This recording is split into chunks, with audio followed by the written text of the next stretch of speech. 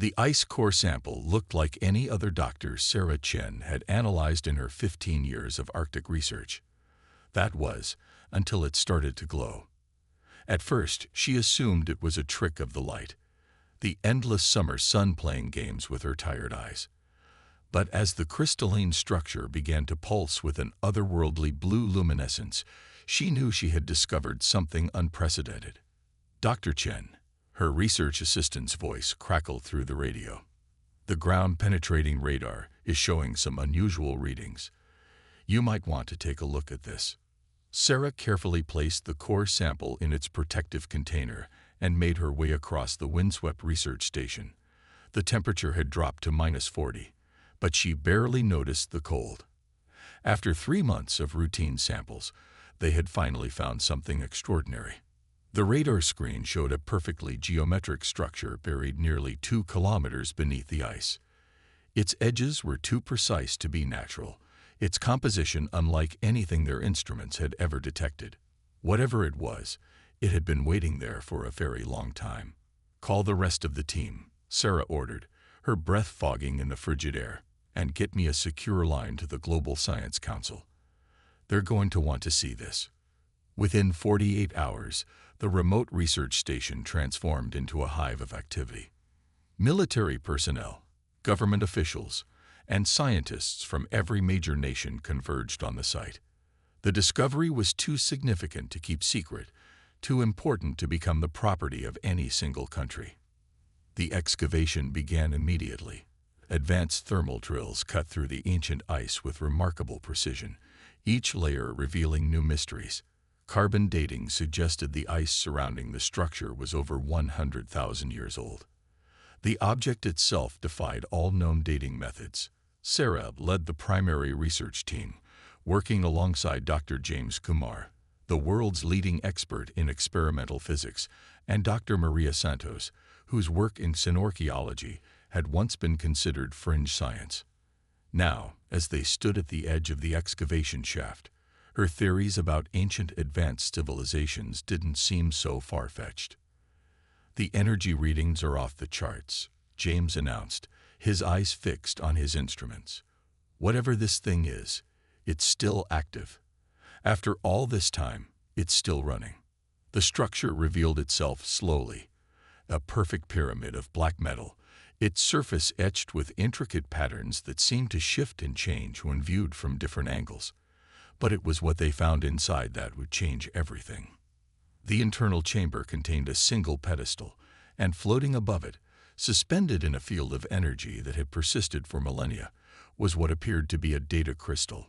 The technology was impossibly advanced, yet somehow familiar enough that human instruments could interface with it. "It's not just data," Maria whispered as the first translations appeared on their screens. "It's a blueprint, a warning, and a gift." The crystal contained designs for technology far beyond current human capabilities: quantum manipulation engines, gravity control systems, and something else, something the original creators had deemed too dangerous to ever implement. But they had preserved the knowledge, hidden it away on a primitive planet that might one day need it. As Sarah studied the ancient text, a chill ran down her spine that had nothing to do with the Arctic cold. The builders of this artifact had faced an enemy so terrible, so unstoppable, that they had scattered these technological catches across the galaxy in hopes that some species might eventually find them and succeed where they had failed. And according to the warning encoded in the crystal, that enemy was still out there, still searching, still destroying. The blueprint was humanity's only hope for survival, but using it would change them forever. The question was, were they ready for such power? As if in answer, their instruments began to detect something new. A signal, powerful and alien, originating from somewhere beyond the edge of their solar system. Something out there had noticed their discovery, and it was coming to investigate. Sarah looked at her colleagues, seeing her own mix of fear and determination reflected in their eyes. They had hours, maybe days, to understand and implement technology that had taken another species millennia to develop. The ice above them groaned and shifted, as if the Earth itself sensed the approaching danger. "Well," Sarah said, squaring her shoulders. "We better get to work." The Global Science Council's emergency facility beneath the Swiss Alps hummed with desperate activity. 3 days had passed since the signal was detected, and humanity's greatest minds worked with terrifying urgency to decipher the ancient blueprint. Dr. Sarah Chen hadn't slept in 36 hours, her eyes burning as she stared at the holographic projections of the artifact's data. The crystal they'd found contained more than just technical schematics. It held the history of a civilization that had reached heights humanity had only dreamed of, before they encountered something that brought it all crashing down. "The power requirements are impossible," Dr. James Kumar muttered, running another simulation. "We'd need 10 times the Earth's total energy output just to initiate the primary sequence." Maria Santos approached with fresh data tablets, her usual composure cracking slightly. "The signal's getting stronger. Whatever's out there, it's accelerating. New estimate puts them at our doorstep in less than 72 hours." Sarah zoomed in on a particular section of the blueprint, something that had been nagging at her consciousness.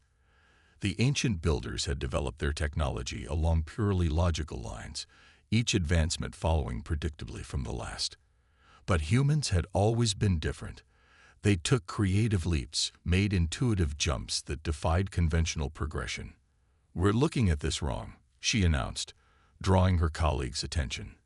"We're trying to replicate their exact solution, but they left us this knowledge so we could find our own way." She began marking sections of the blueprint, highlighting components that resonated with current human technological capabilities. "Look here. Their quantum manipulation systems are incredibly complex, but we've already developed quantum entanglement on a small scale. And here, their energy matrix is massive, but we've been experimenting with zero-point energy extraction. Are you suggesting we create a hybrid system?" James asked, his exhaustion momentarily forgotten. "Merge their concepts with our technology." "Exactly. They were more advanced, but we might have developed some things they never considered. We're different from them. We have to use that to our advantage." The team worked with renewed purpose, breaking down the ancient designs and reconstructing them with human innovation. They discovered that while they couldn't match the pure power of the original technology, they could achieve similar results through more elegant, if unconventional, methods. But as the hours ticked by, the signal from space grew stronger. Astronomical observatories around the world began detecting anomalies, distortions in spacetime that suggested something massive was approaching, using propulsion technology that violated known physics. The first visual confirmation came from the James Webb Space Telescope. The images showed a fleet of vessels, each one larger than Earth's moon, their surfaces seeming to bend light around them in impossible ways. They moved with purpose, their formation suggesting not just advanced technology, but ancient experience and conquest. In the facility's command center, military leaders from around the world watched with growing concern. Traditional defensive options, nuclear weapons, kinetic strike platforms, even experimental energy weapons would be useless against visitors who could manipulate spacetime itself. "We've got something," Sarah announced over the facility's communication system. "It's not exactly what they built, but it might actually be better." The hybrid technology they'd developed combined the quantum principles from the blueprint with humanity's unique approach to particle physics. Instead of trying to match the visitors' power, they would use it against them, creating a cascade effect that would turn their own space-time manipulations into a trap. But there was a catch.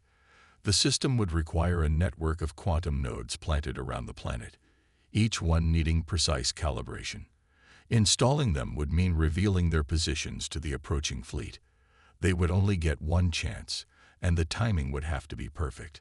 As the team prepared for deployment, Sarah found a final encrypted message in the crystal's data. It wasn't technical specifications or historical records. It was a simple statement of hope from the ancient builders. "To those who find this, we failed because we tried to match their power. Perhaps you will succeed by finding a different path. The greatest strength is not in the weapon, but in the wisdom to use it differently."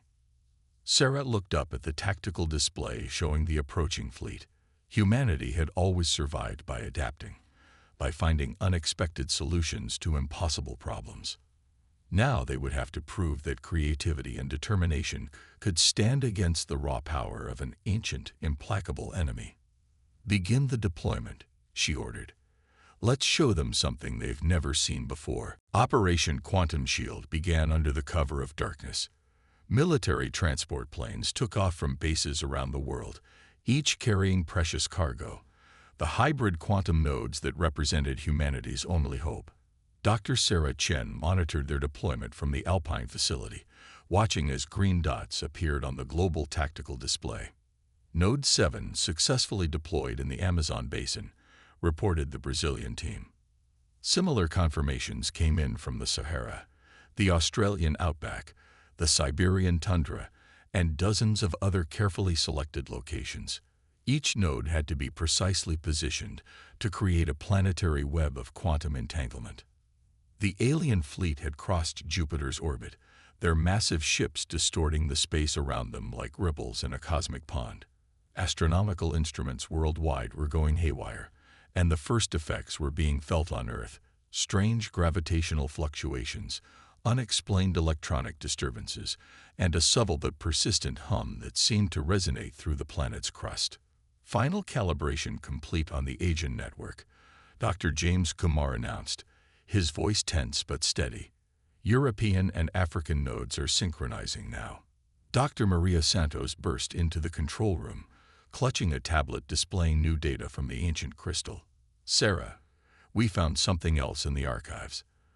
The civilization that left us the blueprint. They weren't the first to face this enemy.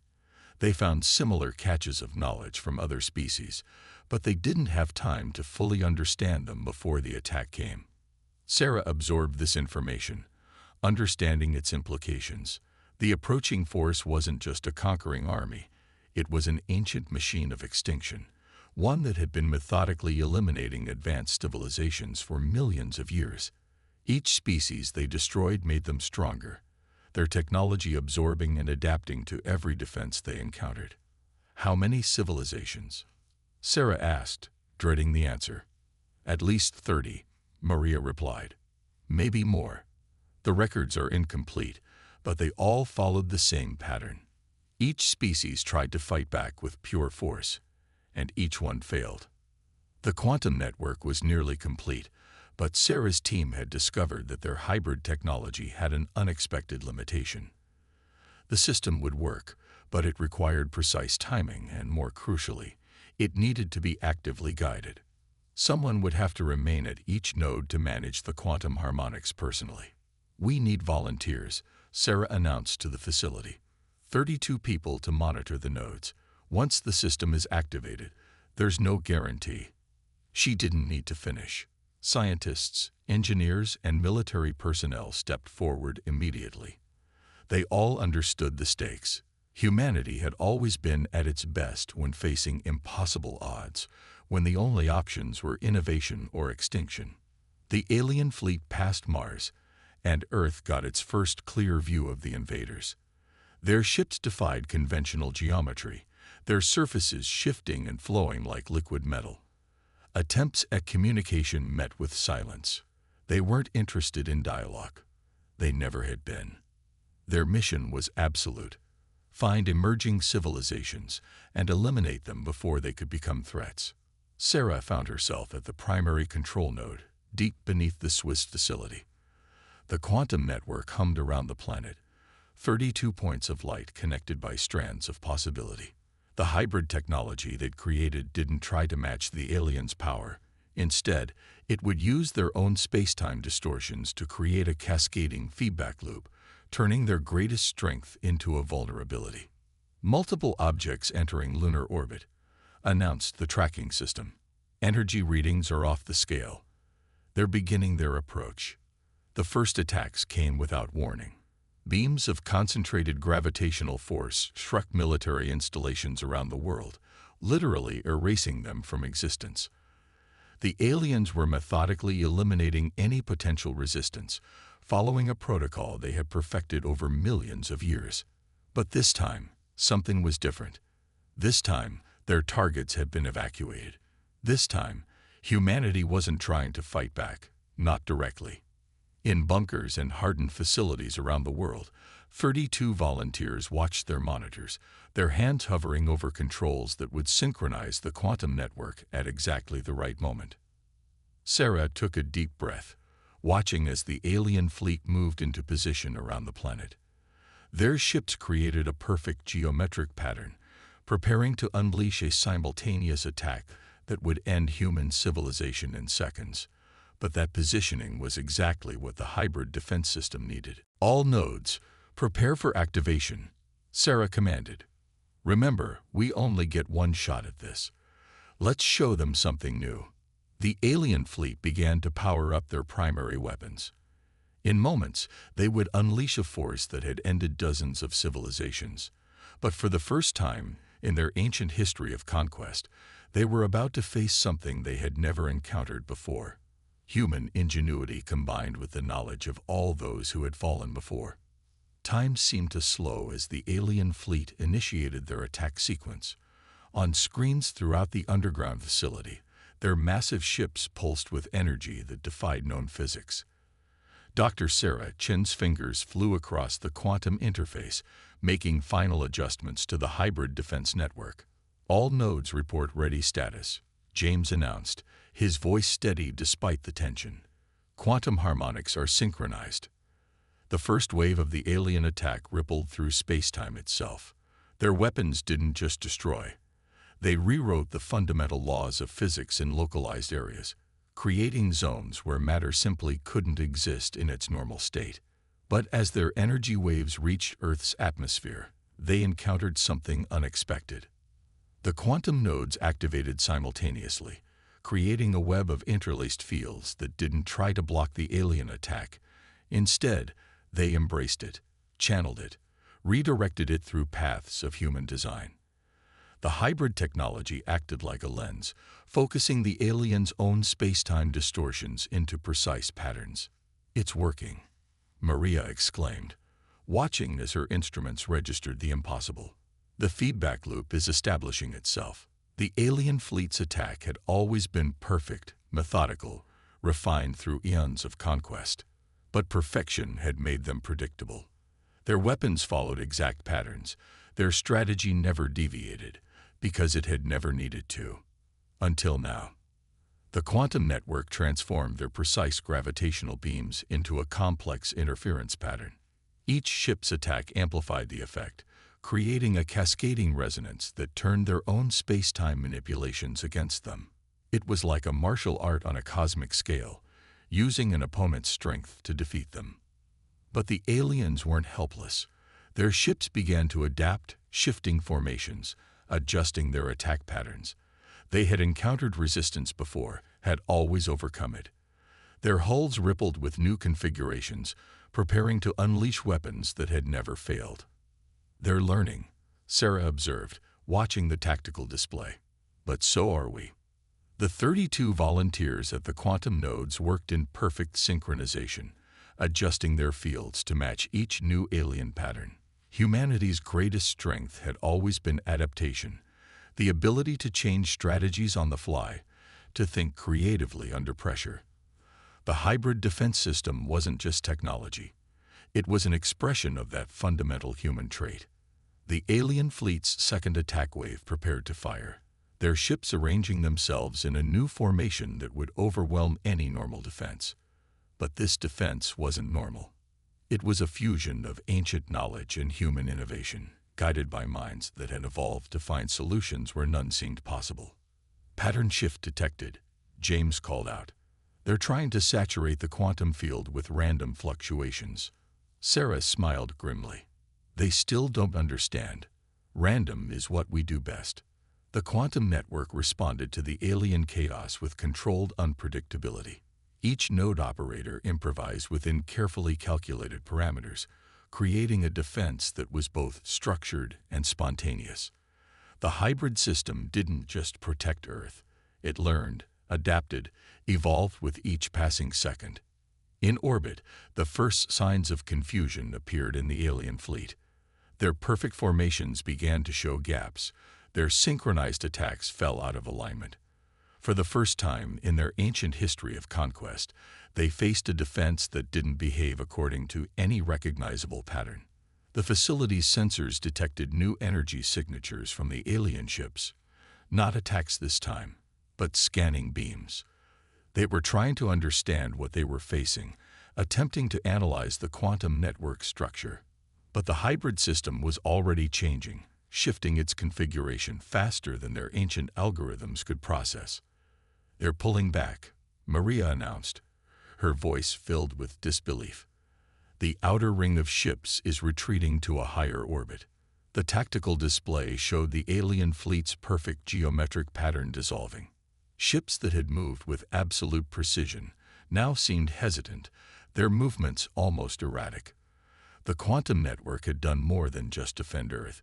It had introduced an element of uncertainty into their perfectly ordered universe. But Sarah knew this wasn't over.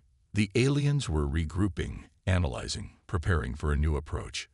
They had spent millions of years perfecting the art of extinction. They wouldn't give up after one setback. The real test was still to come. "All nodes prepare for Phase 2, she commanded. "They've seen our defense. Now let's show them our offense." The hybrid system hummed with potential, its quantum fields resonating with both ancient knowledge and human determination. Humanity had proven it could survive the aliens' attack. Now it was time to prove they could do more than just endure. They could prevail. The alien fleet had reorganized, their massive ships forming a new pattern above Earth. For 3 hours, they had maintained position, their energy signatures pulsing in complex rhythms that suggested deep analysis and recalculation. Humanity waited, the quantum network humming at ready status, 32 volunteers still at their posts. "They're trying to understand us," Dr. Maria Santos said, studying the latest sensor readings. I think this might be the first time they've had to pause and reconsider." Sarah nodded, a realization forming in her mind. The aliens weren't just technologically advanced. They were ancient, set in patterns that had worked flawlessly for millions of years. But those patterns had created a fundamental weakness. They had forgotten how to innovate. "Phase 2 initiating," Sarah announced. The quantum network shifted from purely defensive configuration to something more ambitious. Instead of simply redirecting the aliens' attacks, the hybrid system began to generate its own quantum patterns, communications. "We're not just going to fight them," Sarah explained to the assembled team. "We're going to talk to them, in a language they've forgotten." The quantum nodes pulsed with structured information, sending complex mathematical sequences that carried embedded meaning. It wasn't a language of words, but of concepts, innovation, adaptation, evolution. Ideas that the alien fleet had abandoned in favor of perfect, unchanging conquest. For several minutes, there was no response. Then, unexpectedly, a single alien ship broke formation. It descended to high Earth orbit, its surface rippling with what appeared to be uncertainty. It sent back its own quantum pulse, not an attack, but a response. "They're communicating," James said in amazement.